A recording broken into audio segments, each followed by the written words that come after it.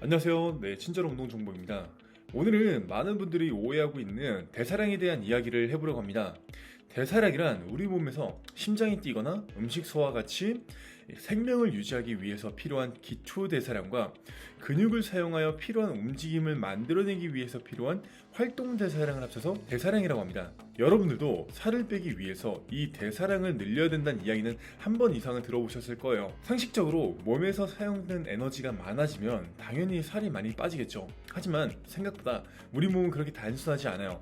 사람의 몸은 기계와 같지 않으며 항상 자신을 원래 상태로 유지하려고 하는 항상성을 갖고 있죠. 그렇게 갑작스럽게 증가한 운동량, 적어진 식사량은 몸의 위협으로 인지되어집니다. 그리고 몸은 위협으로부터 항상 벗어나려고 하죠. 우리가 알고 있는 대사량에 대한 지식이 과연 얼마나 올바르게 인식되어지고 있을까요? 잘못된 대사량에 대한 지식은 다양한 다이어트 방법만큼이나 왜곡되어 있어요. 그래서 오늘은 대사량에 대한 세 가지 내용을 토대로 여러분들의 곡해된 지식을 좀 바로잡아 드리고자 합니다. 먼저 같은 식사량이라 할 때 운동을 많이 하면 적게 했을 때보다 살이 더 많이 빠질 것이라고 생각하시는 분들이 많습니다. 예를 들어서 하루에 2000칼로리를 먹고 1시간 운동을 했을 때보다 2시간 운동을 했을 때 더 살이 많이 빠진다라고 말입니다.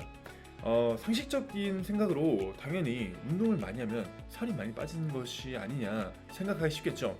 하지만 이것은 틀렸습니다. 만약 우리가 먹는 양이 제한적인데 운동을 많이 하면 우리 몸은 운동에 필요한 에너지를 최대한 만들어내기 위해서 운동 외에 필요한 에너지를 줄여나갑니다. 헤르만 폰처 외 동료들은 5개국의 332명의 사람들을 대상으로 높은 수준의 신체 활동을 했을 때와 낮은 수준의 신체 활동을 했을 때 대사량의 차이를 분석하였는데요. 연구 결과 신체 활동을 격렬하게 하여 운동 대사량이 증가할수록 비활동 운동 대사량이 줄어든다는 결과를 보여주었으며, 결과적으로 운동을 격렬하게 하나 약하게 하나 대사량은 똑같았습니다. 여기서 비활동 대사량은 걷거나 서 있는 것과 같은 낮은 에너지가 요구되는 움직임을 뜻합니다. 우리가 아무리 운동을 열심히 해서 칼로리를 소모해도 먹은 음식이 많지 않아 에너지가 충분하지 않다면 우리는 에너지를 아끼기 위해서 운동이 끝난 뒤 휴식을 취하게 만들거나 움직이더라도 근육을 100% 사용하는 것이 아니라 50%만 사용하게 만듭니다. 성공적인 다이어트를 위해서 운동을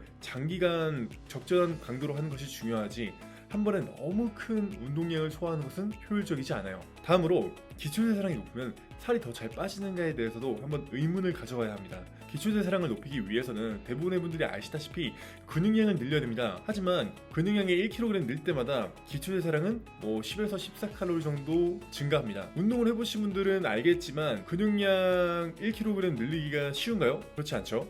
근육량 1kg을 늘리기 위해서 필요한 요령량을 생각했을 때 10에서 14칼로리는 너무 험한 수치예요. 그리고 근육량을 키우려면 많은 단백질을 섭취함과 동시에 지방과 탄수화물도 영양 균형 상태를 유지해야 되는데, 사실상 다이어트와 근육량을 늘리는 것은 운동을 처음 하시는 분들이 아니고서야 불가능에 가깝습니다. 약물을 쓴다면 모를까요? 가만히 있어도 살이 빠지게 하기 위해서 이 기초대사량을 늘리는 전략은 그다지 효율적인 전략이 아닙니다.